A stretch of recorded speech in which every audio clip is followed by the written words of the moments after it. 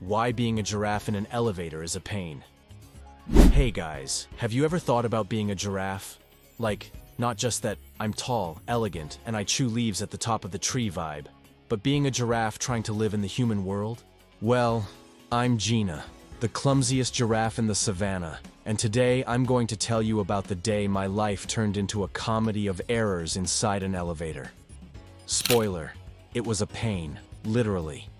It all started when I was invited to a fancy meeting on the 15th floor of a building in São Paulo.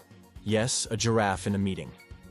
Don't ask me how I got the invitation, but it involved a zoo, a vegan influencer, and a misunderstanding on WhatsApp.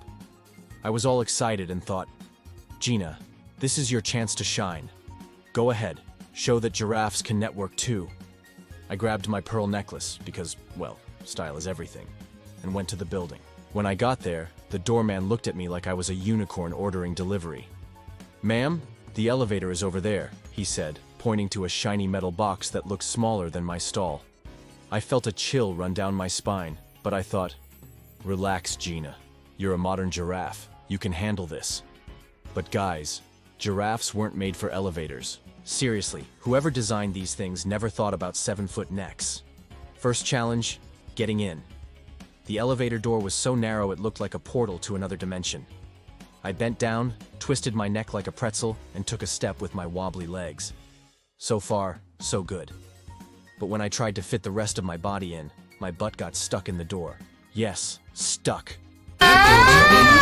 As if it were screaming, "It's full, get out of there." The poor doorman just kept yelling, "Push, Ms. Giraffe, push!" I pushed, turned, and finally got in. But now I was bent over the ceiling, my legs squeezed, and my tail was hitting the emergency button. It was chaos. Then, the door closed. Dead silence. I, alone in that cubicle, started to hear my own breathing. It was like a thriller, but with a giraffe as the main character. Suddenly, the elevator stopped on the 3rd floor. The door opened, and a guy in a suit came in, carrying a coffee and a laptop. He looked at me again and said, "Okay, this is a prank, right?" I just shook my head, or tried to, because my neck was stuck between the ceiling and the wall, and muttered, "No, buddy, it's just my life." The guy pressed the button for the 10th floor, and the elevator started to go up. But man, the space was so tight that my neck ended up hitting the button panel. Guess what happened?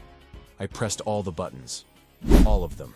The elevator turned into a roller coaster, stopping at each floor.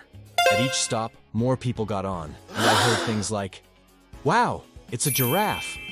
Mom, can I take a selfie? And does it bite?" I just wanted to scream, "Guys, I'm vegan for God's sake!" On the 7th floor, the elevator was so full that I could barely breathe. My head was glued to the ceiling, my neck bent like an accordion, and a lady started using my leg as a support to use her cell phone. I was officially becoming a piece of furniture. And the worst part? The air conditioning in the elevator decided to break down. Imagine the heat, the cramped conditions, and the smell of perfume mixed with spilled coffee. I, a giraffe from the savannah, have never sweated so much in my life. When we finally reached the 15th floor, the door opened, and I practically rolled out. The people at the meeting greeted me with applause, thinking I was some kind of circus attraction. Then the company boss came and said, "Gina, I love your boldness, but next time, use the stairs." Stairs? Stairs? Dude, I'm a giraffe, not a climber. Moral of the story, being a giraffe in an elevator is a tight spot that no one deserves. It's like trying to fit an open umbrella into a handbag. So, next time you complain about the crowded elevator, remember me, Gina, who survived this adventure and now only rides escalators. Or rather, she stays in the savannah, where the only tight spot is deciding which tree has the tastiest leaves. So, what would be the worst situation for a giraffe in the human world? Tell me in the comments because I, Gina, have been through them all.